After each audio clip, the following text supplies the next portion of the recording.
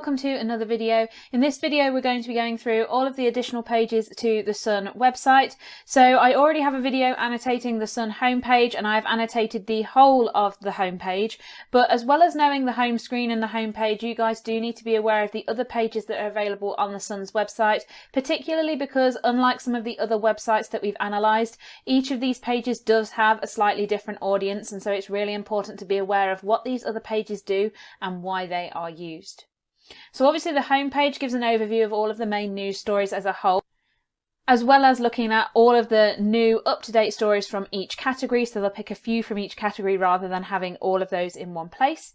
Obviously the primary demographic for this are going to be very similar to the paper itself, but with a slight difference in that it's normally females who access the website rather than males.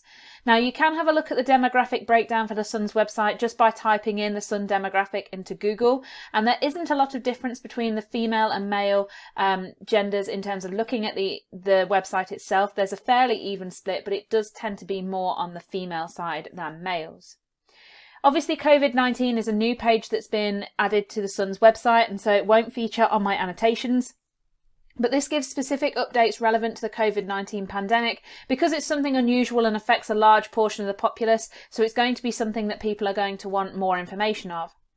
Now again, it tends to be women more than men who are concerned with health and concerned with sort of the risks that are involved, so it's likely to be slightly older women who are looking at this compared to men, but they would be in the same sort of age bracket and ABC bracket, and are also likely to be mainstreamers, getting up to date on the latest news that's going to affect them. TV and showbiz is pretty much as it says, updates the audience on entertainment related news including celebrity gossip, so again it's likely to appeal to a female demographic here who may well be aspirers because they want to look up to the celebrities who feature within the news. So our primary demographic are going to be slightly younger, but our secondary demographic would be slightly older. Conversely, football is updates specifically based on football rather than all sport, and it does tend to be a male demographic that this will appeal to. Now typically this would appeal to a primary demographic of 30 to 55-year-old men, because although a younger audience may well be interested in football, they're less likely to be that active that they are looking up the news related to individual players or clubs. The Fabulous page is a page that focuses on fashion, beauty and includes hacks for the audience, so again this is likely to appeal to women and may well see our audience dropping down below the 18 range which we have considered previously. Again, they're likely to be mainstreamers, but they may also be strugglers because this page will also feature discounts and vouchers that the audience are going to find interesting or useful. Now the news page is something that applies to hard news more than anything else, so this will focus on politics and recent stories that affect a large portion of the population, and this is where we're going to start seeing some crossover between this page and other pages such as the COVID-19 page, or perhaps the TV and showbiz page if we're looking at something such as the recent tragic death of Naya Rivera. Now again, this is likely to appeal to a primary demographic of 15 to 35-year-old females. They may well be resigned in the sense that they are sort of looking at the traditional hard news stories, but they may also be considered strugglers or mainstreamers as well. Now the sport here will appeal to mainly men, although it does deal with any kind of sporting news, so there may well be not only a crossover between this page and the football page, but also sports in here that appeal to a female demographic, which is why we've got those down as the secondary demographic who are likely to access the pages here. The money page, just like in the paper itself, gives advice on money management, spending and saving. Now it's likely to be that the female audience are going to be the ones who access this, but there is so little difference between the two genders who access this page that you really could say both female and male. Ultimately it's likely to be the younger demographic who are accessing this pages because they're more likely to fit into the strugglers category of the 4 C's theory, and so we may well find that they make up the bulk of the audience going to this page. But the secondary demographic are likely to be people who are starting to think about money management for after they've finished working. Now the tech page features news on the latest technology, not just where to buy or what to buy, but also news stories as well, such as the Huawei story that is in the BBC News at the moment.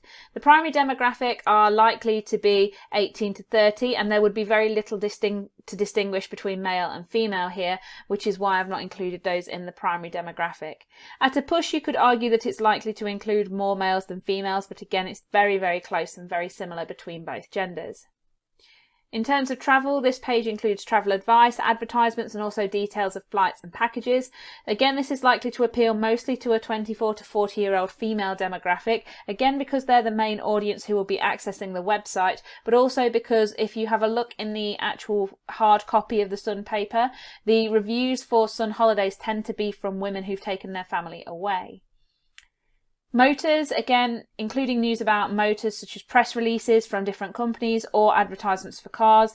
The primary demographic is likely to be 18 to 30 B to D mainstreamers and aspirers, also likely to be male, but again, it's something that affects both genders, so it's likely that it would be very similar between the two. Dear Deirdre, this is an interactive page, so this allows audiences to write in with their personal problems and they get advice from the Sun's sort of guru, who is Deirdre. It's really applicable to a 20 to 34-year-old age range because it tends to be this age range that find themselves in need of help more than anything else. And again, likely to be women who are writing in rather than men, although there are some letters on this page that are written by men. Puzzles, they're there to provide the entertainment to the audience through things like Sudoku or crosswords. Again, we're looking at a slightly older demographic here rather than a younger demographic, but there is very little difference between male and female. At a push, I think it could be argued that men are more likely to access the puzzle page, but it's more down to the age range that would be accessing this. The vouchers page is a really interesting page to have a look at, so if you do get a chance, have a look at the vouchers page.